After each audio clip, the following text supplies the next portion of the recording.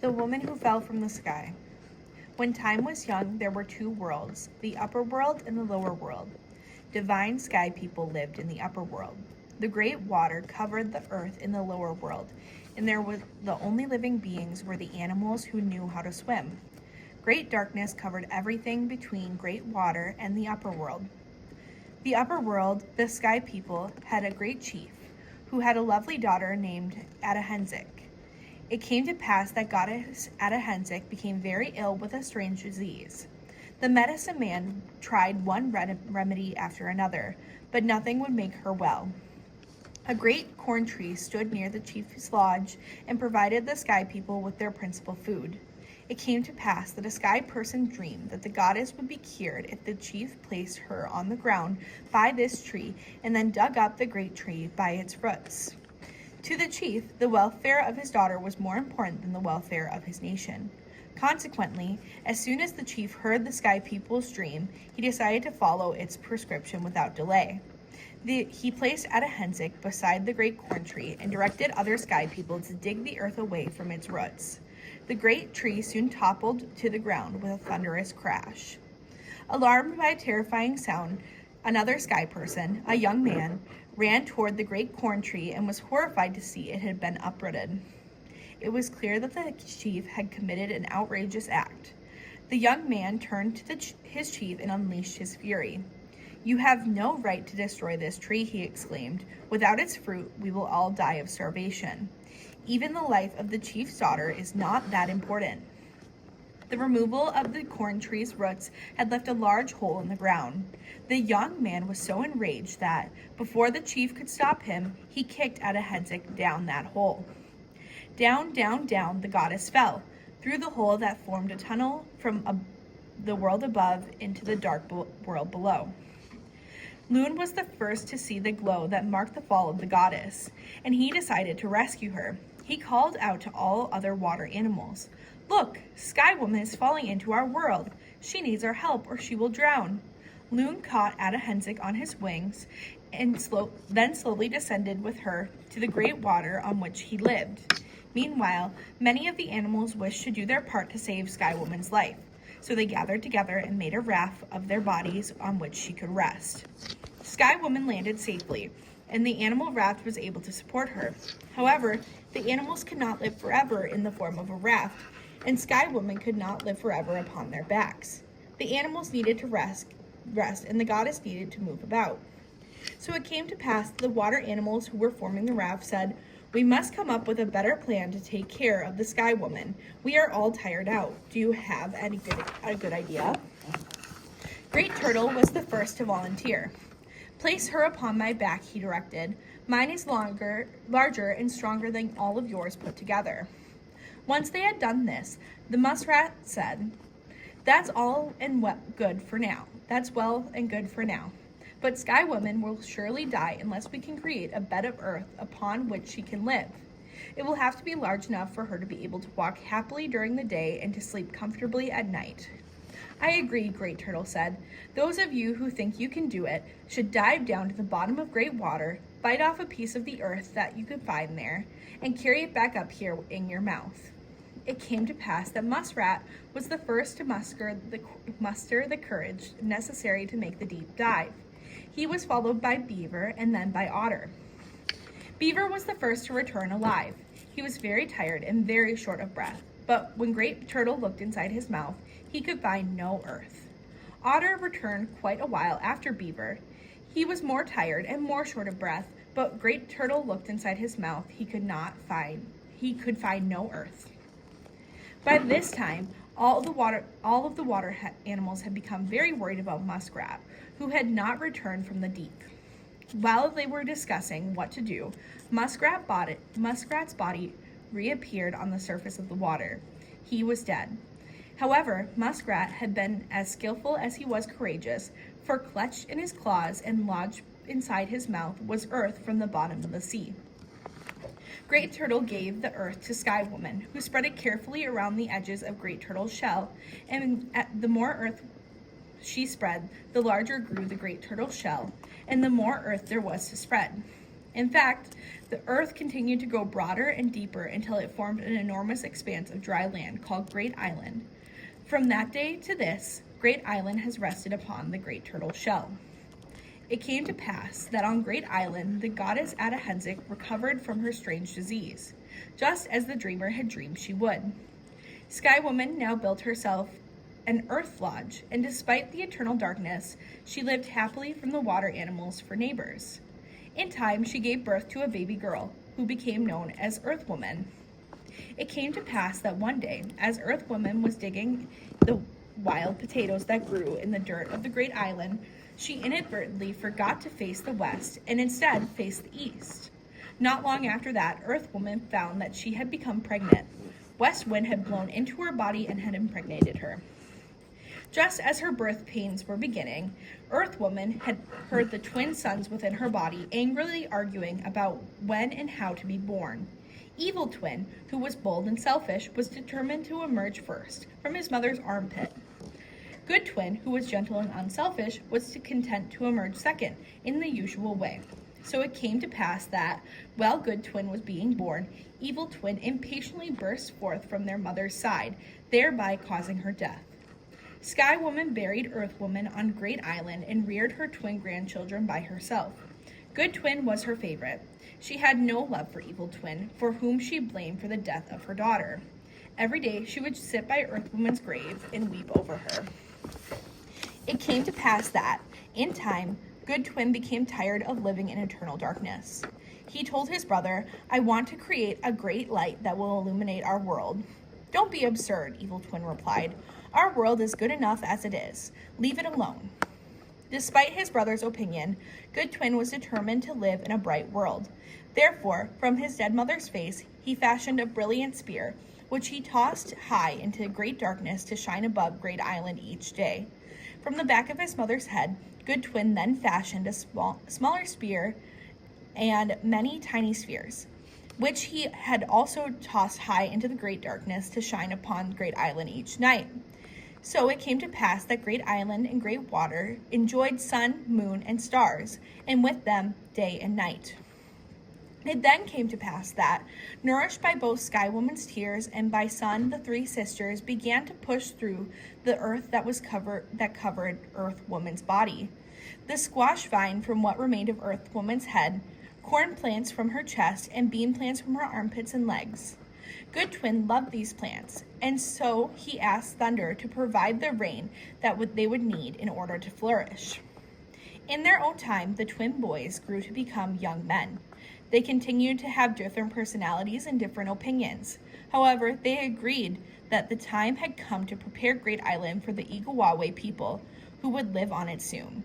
They had planned to start out together, to spend the day apart from each other, and then to meet at their lodge, as usual, that night.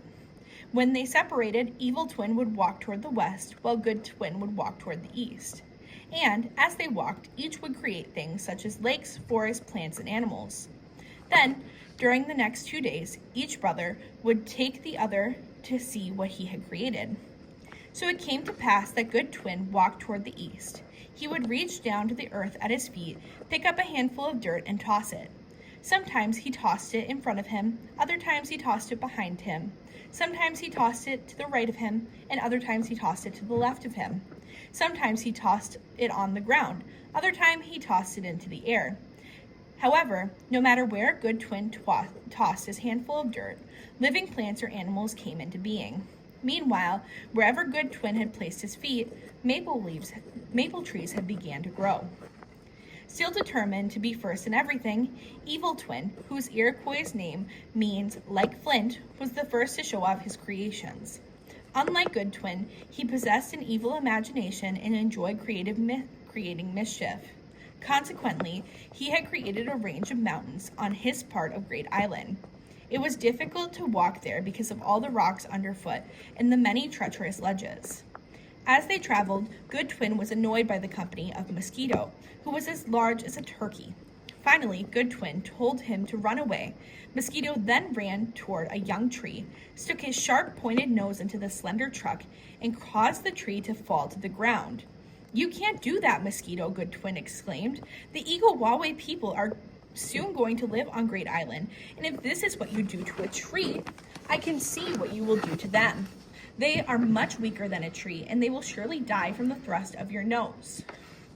With these words, Good Twin grabbed Mosquito and rubbed him between his hands until he had become very small. Then he opened his hands and blew Mosquito away. From that day to this, Mosquito has remained just as Good Twin had changed him. In the course of their walk, Evil Twin also showed Good Twin the fierce animals he had made: bear, wolf, panther, as well as fox, porcupine, raccoon, and snake. These animals were all much larger than they are today. Good Twin looked at these huge predators and exclaimed, "What have you done, brother? The Igawaway people are soon going to live on Great Island, and these fierce animals will surely kill them." Good Twin did not have the power to undo what his brother had created, but he was able to make each animal smaller, so that the Igawaway people could hunt and trap them for their skin and their meat. It was then that the Good Twin spied Partridge, whom he had created, but who was now on Evil Twin's land. "What are you doing here, Partridge?" Good Twin asked him. "Toad came onto our land and drank up all the water," Partridge replied. I have heard that if there was any water left, I would only find it here on the land of Flint." "Where is Toad?" Good Twin asked his brother. "I was just about to show him to you," Evil Twin replied. "Of all the animals I have created, I love him the best. I have fashioned him to be so thirsty that he will drink every drop of fresh water on Great Island." When Good Twin found Toad, he took one look at his bulging body and shot an arrow into his neck. Suddenly, all of Great Island's fresh waters poured forth in a great waterfall that ran off in different directions as the first rivers. Good Twin was quick to divide each river down the middle so that half of the water flowed in one direction and half flowed in the other. "I want one side of every river to always flow downstream," he explained to his brother. "Then the Igawaway people will not have to work at paddling their canoes. Instead, they can float with the current." "I can't let you do this," Evil Twin exclaimed. "The Igawaway people will have to work for whatever they get."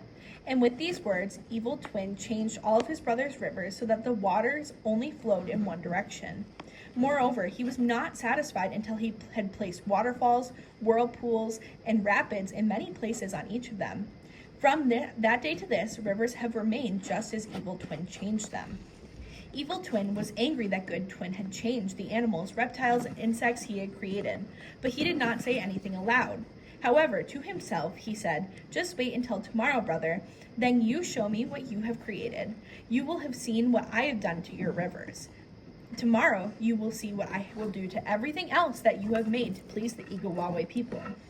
The following day, the twins walked toward the east so that Good Twin could show Evil Twin the fine animals and beautiful trees he had created. Evil Twin was annoyed to see that the animals his brother had created, buffalo, elk, deer, dog, rabbit, squirrel, and bird, would be useful to the Igawaway people. They were so fat that they would be easy to catch and good to eat. Later, Evil Twin returned to the area. Despite their cumbersome size, he quietly gathered together all of the animals that Good Twin had created and herded them toward a great cave. Using Good Twin's food as bait, he then imprisoned them inside the cave, blocking the entrance with a huge boulder. He smiled with satisfaction as he imagined how they would all die of starvation. However, Bird had followed Evil Twin and watched him from above, then flew to Good Twin and told him what Evil Twin had done. Good Twin followed Bird as he flew through the trees in the forest until, in time, Bird led him to discover the huge boulder that had blocked the entrance to the cave. Good Twin gathered all his strength and pushed aside the boulder, permitting his animals to regain their freedom. Evil Twin also noticed that his brother had created sycamore trees that produced sweet fruits and sugar maple trees whose syrup dripped from the branches. Of course, Evil Twin was not at all happy with what Good Twin had done. "Brother, I see that you and I can never agree on anything," he exclaimed. "I let you have your way. If I have let you have your way, the Igawaway people will have too happy a time. However, as you are beginning to see, I don't intend to let you have your way." So it came to pass that Evil Twin later went about from animal to animal, shaking each one of them until they became smaller and thinner. From that day to this, these animals have remained just as Evil Twin changed them. Evil Twin turned his attention to the sycamore trees and caused its fruit to become small and of no use. He changed the sugar maples tree syrup to a sweet water. Then from that day to this, these trees have remained just as Evil Twin changed them. It came to pass that one night, not long thereafter, Earth Woman appeared to Good Twin in a dream. "Beware of your evil brother, my son," she exclaimed. "He will try to kill you by any means, so meet his treachery with your own." And with these words, she disappeared. The next morning, Evil Twin said to his brother, "It is clear that we will never be able to get along. I am furious with you for changing my creations, and you are furious with me for changing yours. So I just suggest that we fight each other for the control of Great Island. Do you agree?" "I agree to the idea of a contest, and I agree to the prize," Good Twin replied. "But I would like to avoid violence. We should just have a race." "I agree to that," Evil Twin replied, "but I insist that the victor will then have the right to do whatever he wishes to the loser. And you may as well know that if I win, and of course I will win, I will take the wind of life from you. So tell me," Evil Twin concluded, "what is it that can hurt you? If you will confide in me, I will confide in you." "I fear the wild rose," Good Twin revealed. "And I fear Buck's horn," Evil Twin confessed. So it came to pass that once the twins had chosen their racing path, Evil Twin collected large quantities of wild rose bush from their grandmother, the goddess Adahenzig, who had created it. He placed its branches on the trees that grew along Good Twin's side of the path, and he scattered its flowers on the path itself. Meanwhile, Good Twin wandered through the forest collecting many of Buck's thorns, which he then scattered upon Evil Twin's side of the path. Just as the sun began its morning journey, the twins began their race. Evil Twin, who was just as determined to be the first in everything, was so certain that he could outrun his brother that he permitted Good Twin to start first. Evil Twin chased Good Twin all that day, tearing up mountains and trees like a great whirlwind as he raced after him. However, whenever Good Twin became tired, he would snatch up some of the wild rose and eat it, thereby recovering his energy. Evil Twin found no such respite in his own fatigue because Buck's horns were constantly thorns in his feet. Therefore, Evil Twin could not catch up to his brother that day. No matter how Evil Twin pleaded, Good Twin would not stop and permit him to rest. The sun began its journey on the second day, while Evil Twin continued to chase Good Twin, tearing up mountains and trees like a great whirlwind as he raced him. However, whenever Good Twin became tired, he would snatch some wild rose and eat it, thereby recovering his energy. Evil Twin found no such respite from his own fatigue because Buck's thorns were constant thorns in his feet. Therefore, Evil Twin could not catch up to his brother that day, and no matter how much Evil Twin pleaded, Good Twin could not stop and permit him to rest. The sun was ending its journey on the second day when Good Twin became the first to reach the finish line. By this time, Evil Twin had felt defeated by exhaustion, as well as by the constant thrust of Buck's horns. He pleaded with Good Twin to let him stop where he was and rest, but Good Twin had the right of the victor to insist that his brother finish the race. Finally, Evil Twin dragged himself to the end of the path and collapsed at Good Twin's feet. "Don't kill me, brother," he pleaded. "But according to our agreement, that is exactly what I must do," Good Twin exclaimed. "The idea of the contest was yours. The idea of the prize was yours. And yet, despite my objections, the idea of violence was yours. As the winner, I must treat you as you would have treated me if you had won." And with these words, Good Twin picked up a branch of Buck's horns and beat his brother until the last wind of life had escaped his body. That night, the soul of Evil Twin came to Good Twin and said, "I would like to join you in our lodge." "That I cannot permit you to do," Good Twin replied. "Then, I bid you farewell, for you will never see me again," Evil Twin exclaimed. "I shall travel far northwest to the land of great silence, and there I shall wait for all among the Igawaway people who died to join me. Know that, from this time forth and forever, it is I who will have the power over the soul once the last wind of life leaves the body. The souls of the dead will leave Great Island and live in my land forever." And with these words, Evil Twin left on his journey and became Evil Spirit. Good Twin repaired the damage to the mountains and the trees that their chase had caused. He then created the Igawaway people who would inhabit the Great Island. From the dirt at his feet, he formed a male and female figure that resembled himself and his mother. He then bent down and breathed the wind of life into their nostrils. making their souls come alive. Then Good Twin disappeared from Great Island. First man and first woman loved each other. And from their union, the first 6 pairs of the Igawaway people came forth from the heart of the Great Island. They all spoke the Iroquois language and became the ancestors of all the Igawaway people. The first pair traveled toward where the sun begins its morning journey, and they settled beside the great river. They became the parents of the Mohawk people and the keepers of the eastern door. For 2.5 days, the second pair traveled toward where the sun ends its journey, and they settled beside an enormous boulder. They became the parents of the Oneida, the upright stone people. The third pair continued to travel toward where the sun ends its journey, and they settled on Mount Ogadaga. They became the parents of the Ogadaga people and the keepers of the Central Council of Fire. The fourth pair continued to travel toward where the sun ends its journey, and they settled by a long lake from which the mountain rises like a great pipe. They became parents to the Kawage people, the long pipe people. The fifth pair continued to travel toward where the sun ends its journey, and they settled along the western border of the land of the Igawaway people. They became the parents of the Seneca, or the great hill people, and the keepers of the western door. The last pair traveled toward where the sun begins its morning journey and settled on the shore of the great water. They became the parents of the Tuscarora people.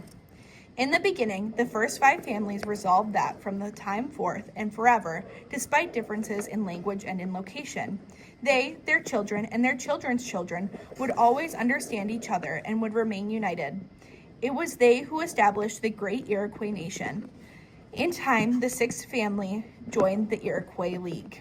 So it came to pass that the Igawaway people inhabited the great island just as Good Twin had known they would, and their confederacy of the 6 nations had brought everlasting renown to their nation.